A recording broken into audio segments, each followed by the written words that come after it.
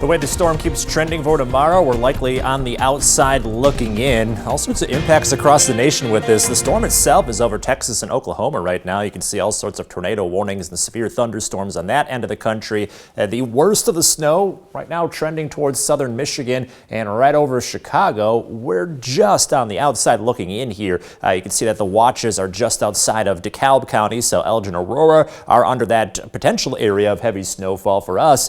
We may get brushed by this snow. If anything, some spots could end up staying dry. So there is a pretty steep drop off on the edge of the heavy band of snowfall. You can see that's centered up over Chicago no matter what scenario we look at. There's still a chance we could have some of that edge into our area, but for the most part, I think it may be only an inch or so, and that's it, while the heavy snow lines up well off to our southeast. So if you're heading to Chicago tomorrow, watch out for travel impacts. For us, though, that heavy snow keeps trending away from us, so we've got a much quieter day ahead as long as that track holds true. Now, tonight, mainly cloudy, 30 for the low. Tomorrow, not much warmer. We're looking at the upper 30s only under a cloudy sky with breezy winds and some of that light snowfall coming through during the afternoon. It'd be that wet and heavy kind of snow that ends up being a little slushy and harder to shovel if it's able to pile up. You can see here on Future Track, again, some of the scenarios we're watching is that this almost completely avoids the area, starting out as a rain-snow mix in the morning.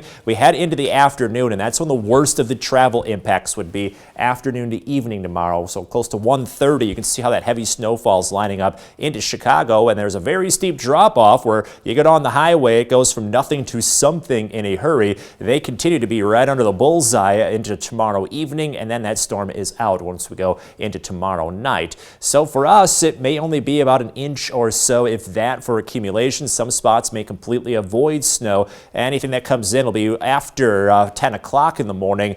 A sharp cutoff in total, so you can kind of see how if we're right on the edge, we really don't see much, but once you go down the highway a couple miles, that's where you really end up into some of the accumulation. So heads up if you're going to Chicago, pay attention for possible warnings and be ready for very difficult travel conditions in that direction as a result of them being under the bullseye of this slushy snowfall. Still just a slight chance that shifts back to the north, but I think right now everything looks to be trending away from us rather than right over us. After a slight chance for snow tomorrow, so to speak, Saturday and Sunday, dry and trending back closer to 50 degrees, into the 50s on Monday, so that's definitely warm enough for rain and only rain. Then we get colder as the month goes along, and your most accurate 10-day forecast, lots of 30s in that extended forecast. So looking at winter lingering for a while, at least temperature-wise, not so much with the showers, though.